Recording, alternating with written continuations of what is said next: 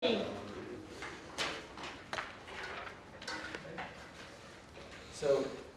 Daniel's passing out everybody a warm-up sheet.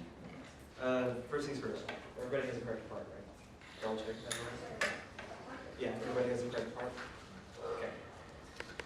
Now, let's just read through the first system real quick. So can we get starting pitches for soprano, which would be an A and an E. They're both listed. Yeah. Okay. So let's run through the first motion, or the first phrase. Right? Sorry. So We're on the supplemental sheets. that was my fault. The actual piece. Sorry. So can we get the A and E again?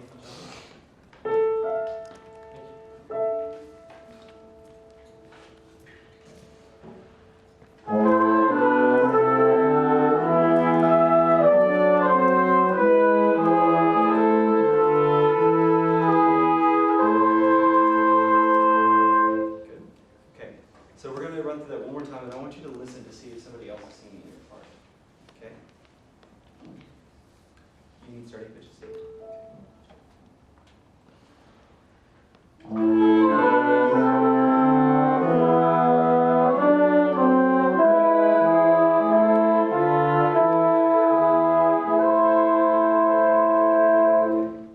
So who was singing your part? Or who's playing your part? I thought it was the flute, but I don't think she has the same thing the whole time. It is the flute. Okay. Okay. Who was playing? Horn. And? Okay. Daniel, do you know? Who? Ashley. Okay. Trumpets. Who's playing with you? The other I think trumpet. the voice, but I'm not sure. Okay. So, and you don't have a partner, sorry. Oh, okay. I was like, I don't think so. So let's run through that again and see if we can really hear who the partner is. Not yet. Oh, okay.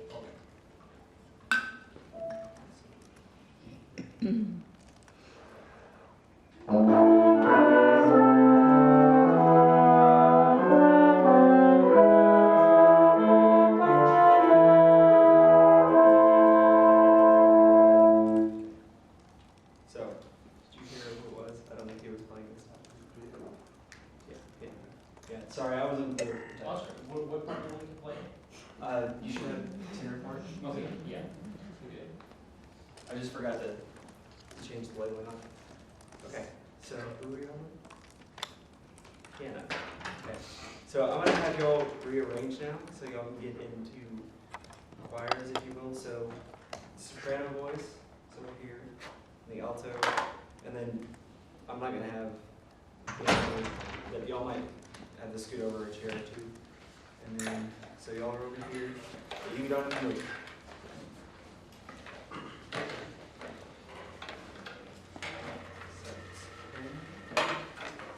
So it should be alto, clarinet.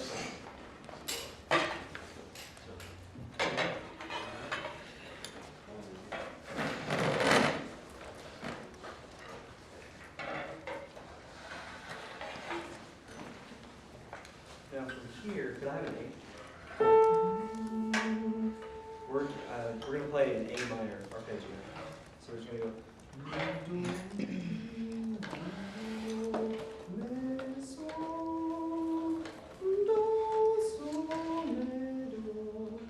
Okay? So 1, 2, ready, go.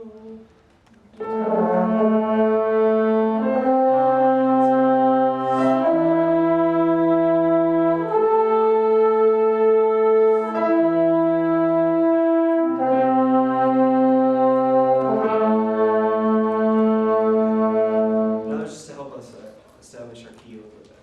So could we have everybody go to the warm-up sheet now? We're going to run through a few spots.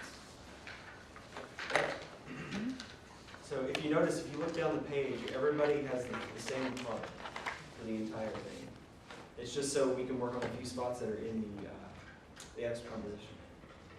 So let's run the first two measures, and then we're gonna stop the double bar. So can we have here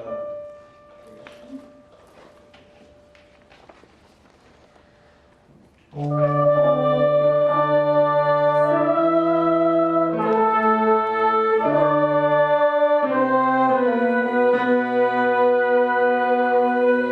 Okay, good.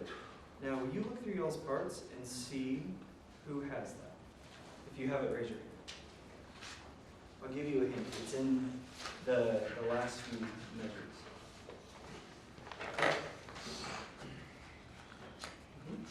So it's in soprano and flute line at measure 7. Okay. So let's have y'all go to measure 7. We're gonna have y'all audiate your part and y'all gonna play. So can we have a median?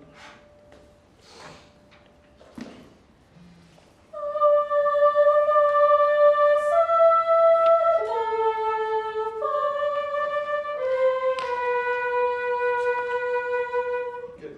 Just be careful on that do, fa. It's just a perfect. Okay. So now let's go back to the warm sheet.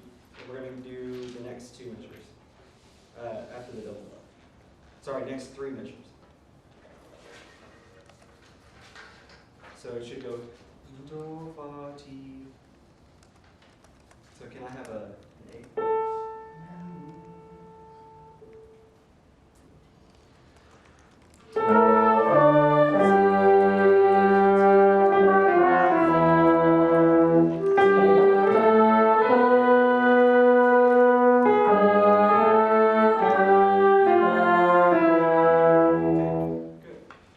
So, can anybody point out to me what is a hard interval or a hard jump in there? Bought a T. Is there another one? It's, there's another one that's kind of a turn instead of a lead. That G sharp to A natural, G natural. Yes. Yes, that's another spot. So, let's work those first two. So you said fa to T. So can we go fa? Can you play the D for me? And then play a G. Okay. So can everyone sing the fa for me?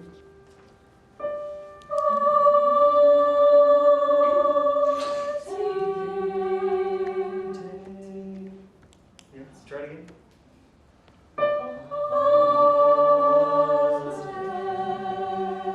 Okay. And now let's go Ti do. Can you play Ti do te? Okay, so Ti. Everybody.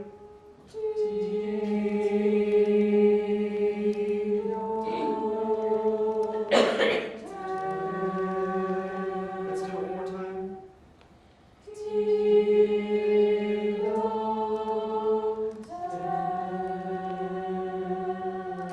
Okay, let's do it once more. That tail isn't as good as the first time. So, there we go.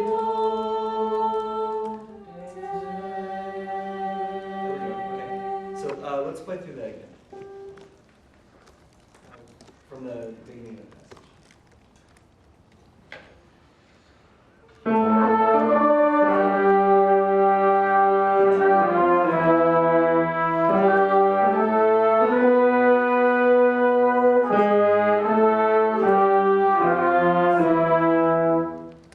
Good. So who has that part in their music? I'll give you a hint. It's in the middle. Or the last part. Yes. So it's in the alto voices. Okay. So let's go to measure 6 then. And have everybody else audiate and y'all are going to play those parts. You need to start a pitch.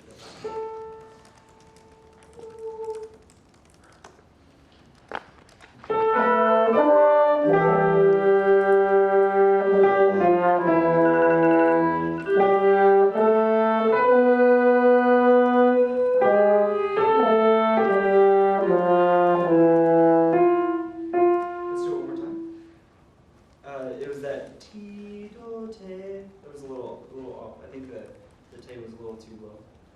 Yes? Measure 7, I have G naturals both times. Is that correct or no? On the tenor part? Mm-hmm. Yes, it should be G natural. Both times? On the TE of 3?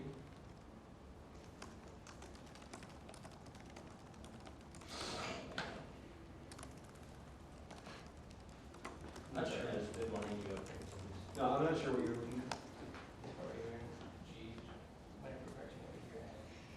G sharp. A natural. G. Oh, yeah, it should be G sharp, G natural. Sorry about that.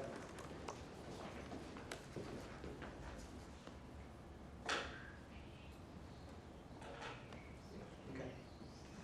So let's have the alpha line again. Could we have a? There we go.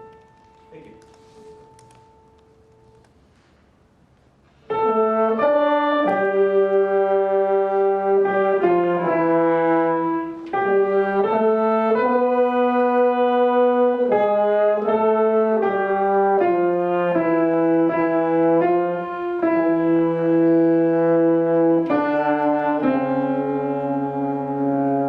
Careful. So that last note should be a C sharp. So we're gonna get back to that later in the lesson. So thank you. Good job. Let's go back to the warm up, and we're gonna do the next section. So measure 6 of the warm up.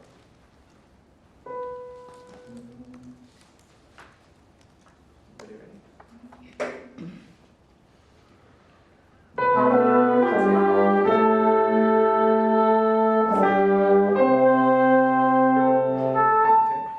good.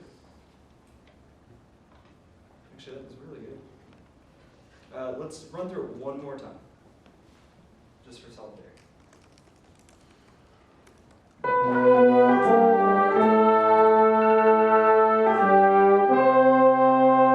Good. So who has that part? That was it, Zach. Thank you. Great, some feedback for Zach, you guys. Feedback, feedback, feedback. Anyone? Anyone? John. I think that the comparison between the warm-up and the TE actual sheet was really good, showing us where parts were.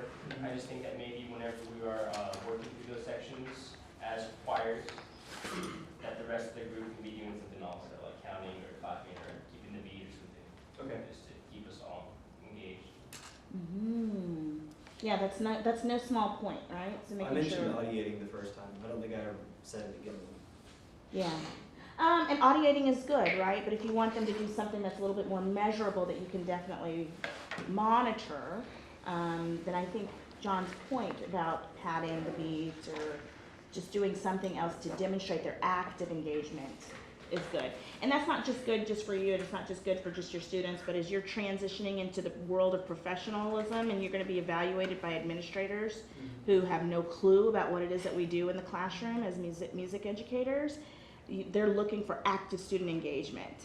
And so for audiation to occur, we understand the benefit of that, but for a non-music administrator, they're not going to get that. They want to see that actual engagement by all. So just keep that in mind as well. Okay. Good. Something else for Zach. Josh. J-Dog. Yeah. So a couple things real quick. The pacing felt a little bit slow to me. Some parts didn't quite get as much attention as other parts. So I guess just be careful about that and make sure you're keeping your other kiddos engaged. You could maybe have us sing along to their part, or like do something to have everyone participate all together. Okay. Have them sing along with the part that's playing the part, since we have the part in front of us. And a couple other things. I like the fact that you were out there, you were modeling more often. I would be careful though, because sometimes when you're modeling, you saying incorrect solfege. Like you were like you did when you said do fa ti, it was like you did the turn. You sang the turn like ti do te, but you said do fa ti. So just be careful about those kind of things. Like make sure that you. Just something that I noticed when you're conducting, you have eye contact, but I noticed with Riley right as you get the prep beat, you're still looking, and then right before the downbeat, you immediately look down at your music. So I would just at least maintain that eye contact right at that downbeat at least, so they can really feel confident with coming in. But after that, you started looking up more and getting eye contact. I would just be very aware of getting that, like having that eye contact and having that connection right as you start the music. Nick? John had this problem too, but just make sure the accidentals carry, because whenever you were singing T, Do, Te, I had no clue where you were because I was looking out part and it wasn't. Okay, yeah. I tried to get rid of all of that, but apparently some discrepancies got through. Regarding pacing, I think that if you had had us play more, it would have gone better. We were working in 2-measure chunks, and I hate that word chunks, but that's kind of what it felt like. So if we could play through, 8 bars, and then you can draw things out, point things out, then put them back into context, we're really going to get a feel for what's happening. We'll be more engaged because it's going to move along, right? So you could play, then you ask us to isolate these 2 bars, you put it back into context, and it's just a lot smoother. So all of us need to find that happy medium between, quote, stopping and teaching and letting us be musicians, because kids don't want to be in an ensemble to be talked at. You know what I mean? So, and it's a hard thing for us to do. But I think if we could play more or sing more or music more instead of just using our eyes, I think that would be really helpful. Mr. Haunga? Yeah, that was a good point. Actually, I was just mentioning that the same thing. But in addition to that, try to be more specific in your feedback. Because sometimes when you tell them, oh, let's play that, and then, oh, that was good, and then you continue to the next steps. So it's a really good idea to mention what was good about. And what I like most, you have good ear detection, because there's some area when they were singing T, Do, Te, you mentioned there's some people in Te, they kind of, mispitch it, they sang flat. So good ear detection. Thank you, Matt.